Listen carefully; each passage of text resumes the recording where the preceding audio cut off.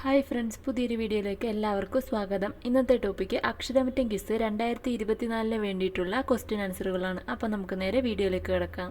ജനിക്കുന്ന കുട്ടിയെ രാജ്യത്തിന്റെ പൗരനാക്കി വളർത്താതെ മനുഷ്യനാക്കി വളർത്തണമെന്ന് പറഞ്ഞത് ആരാണ്?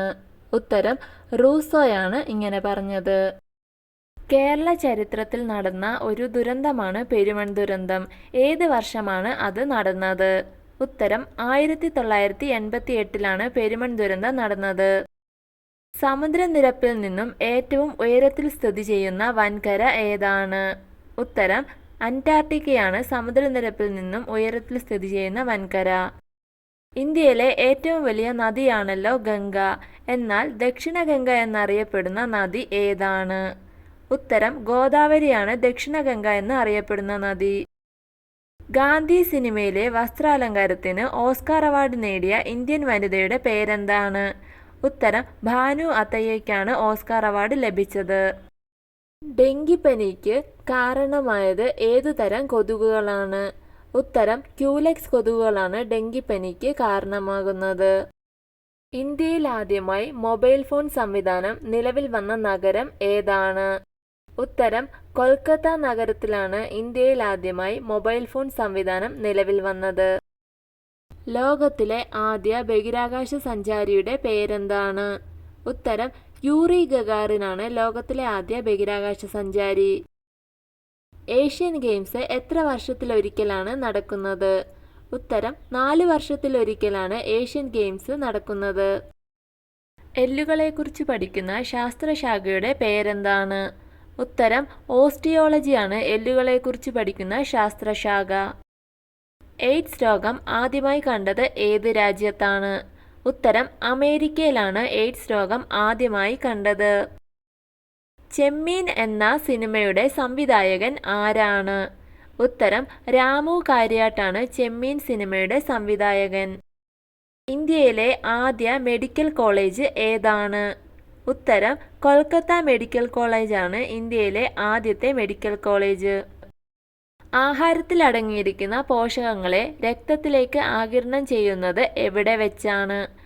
ഉത്തരം ചെറുകുടലിൽ വെച്ചാണ് ആഹാരത്തിൽ അടങ്ങിയിരിക്കുന്ന പോഷകങ്ങളെ രക്തത്തിലേക്ക് ആഗിരണം ചെയ്യുന്നത്. ജലത്തിനടിയിലെ ശബ്ദം അളക്കാൻ ഉപയോഗിക്കുന്ന ഉപകരണം ഏതാണ്? ഉത്തരം ഹൈഡ്രോഫോണാണ് ജലത്തിനടിയിൽ ശബ്ദമളക്കാൻ ഉപയോഗിക്കുന്നത്. ആധുനിക തിരുവിതാംകൂറിന്റെ സ്ഥാപകൻ എന്നറിയപ്പെടുന്നത് ആരാണ്? ഉത്തരം മാർത്താണ്ഡവർമ്മയാണ് ആധുനിക തിരുവിതാംകൂറിന്റെ സ്ഥാപകൻ എന്നറിയപ്പെടുന്നത്. പല്ലവ രാജാക്കന്മാരുടെ രാജധാനി ഏതാണ്? ഉത്തരം കാഞ്ചീപുരമാണ് പല്ലവ രാജാക്കന്മാരുടെ രാജധാനി. ജൂലിയസ് സീസർ ഏതു രാജ്യത്തെ ഭരണാധികാരിയായിരുന്നു? ഉത്തരം റോമിലെ ഭരണാധികാരിയായിരുന്നു ജൂലിയസ് സീസർ. ഇംഗ്ലീഷ് ആധിപത്യത്തെ എതിർത്ത കേരളത്തിലെ ആദ്യത്തെ ഭരണാധികാരി ആരാണ്? ഉത്തരം കേരളവർമ്മ പഴശ്ശിരാജ. ഇന്ത്യയുടെ ആദ്യത്തെ ഉപപ്രധാനമന്ത്രി ആരായിരുന്നു? ഉത്തരം സർദാർ വല്ലഭായ് പട്ടേലായിരുന്നു ഇന്ത്യയുടെ ആദ്യത്തെ ഉപപ്രധാനമന്ത്രി. ഭാരതരത്ന അവാർഡ് നേടിയ ആദ്യത്തെ ഇന്ത്യൻ ശാസ്ത്രജ്ഞൻ ആരാണ്? ഉത്തരം CV രാമനാണ് ഭാരതരത്ന അവാർഡ് ലഭിച്ച ആദ്യ ഇന്ത്യൻ ശാസ്ത്രജ്ഞൻ. ഭൂമധ്യരേഖയെക്കുറിച്ച് കേട്ടിട്ടുണ്ടല്ലോ. ഭൂമധ്യരേഖ 2 തവണ മുറിച്ചു കടക്കുന്ന നദി ഏതാണ്? ഉത്തരം ആമസോൺ നദിയാണ് ഭൂമധ്യരേഖ 2 തവണ മുറിച്ചു കടക്കുന്ന നദി. മുകളിൽ നിന്ന് താഴോട്ട് എഴുതുന്ന ലിപി ഏതാണ്? ഉത്തരം ചൈനീസ് ലിപിയാണ് മുകളിൽ നിന്ന് താഴോട്ട് എഴുതുന്നത്. മാർബിളിന്റെ രാസനാമം എന്താണ്? ഉത്തരം കാൽസ്യം കാർബണേറ്റ് എന്നാണ് മാർബിളിന്റെ രാസനാമം. വിക്ടോറിയ ദ്വീപുകൾ ഏത് സമുദ്രത്തിലാണ് സ്ഥിതി ചെയ്യുന്നത്? ഉത്തരം ആർട്ടിക് സമുദ്രത്തിലാണ് വിക്ടോറിയ ദ്വീപുകൾ സ്ഥിതി ചെയ്യുന്നത്. റേഡിയോ മൈക്രോ തരംഗങ്ങൾ ഉപയോഗിച്ച് പറന്നു വരുന്ന ഒരു വിമാനത്തിന്റെ അകലം അളക്കുന്ന ഉപകരണം ഏതാണ്? ഉത്തരം റഡാർ. കേരളത്തിലെ സസ്യസമ്പത്തിനെ കുറിച്ചുള്ള ആദ്യത്തെ ഗ്രന്ഥം ഏതാണ്? ഉത്തരം ഹോർത്തൂസ് മലബാറിക്കസ് ആണ് കേരളത്തിലെ സസ്യസമ്പത്തിനെ കുറിച്ചുള്ള ആദ്യ ഗ്രന്ഥം. ദൂരെ നിന്നുകൊണ്ട് ഉയർന്ന ഊഷ്മാവ് അളക്കുന്നതിനുള്ള ഉപകരണം ഏതാണ്? ഉത്തരം പൈറോമീറ്റർ. APJ അബ്ദുൽ കലാം നമ്മുടെ രാഷ്ട്രപതിയായിരുന്നല്ലോ. എത്രാമത്തെ ഇന്ത്യൻ രാഷ്ട്രപതിയായിരുന്നു APJ അബ്ദുൽ കലാം? ഉത്തരം ഇന്ത്യയുടെ 11ാമത്തെ രാഷ്ട്രപതി. ആയുസ് നഷ്ടപ്പെട്ട് പ്രകാശം പൊലിഞ്ഞു പോകുന്ന നക്ഷത്രങ്ങളെ പറയുന്ന പേരെന്താണ്? ഉത്തരം ബ്ലാക്ക് ഹോൾ എന്നാണ് ആയുസ് നഷ്ടപ്പെട്ട് പ്രകാശം പൊലിഞ്ഞു പോകുന്ന നക്ഷത്രങ്ങളെ പറയുന്ന പേര്. പാലിന്റെ ആപേക്ഷിക സാന്ദ്രത അളക്കാനുള്ള ഉപകരണത്തിന്റെ പേരെന്താണ്? ഉത്തരം ലാക്ടോമീറ്റർ. ബുദ്ധമത കൃതികൾ രചിച്ചിരിക്കുന്നത് ഏത് ഭാഷയിലാണ്?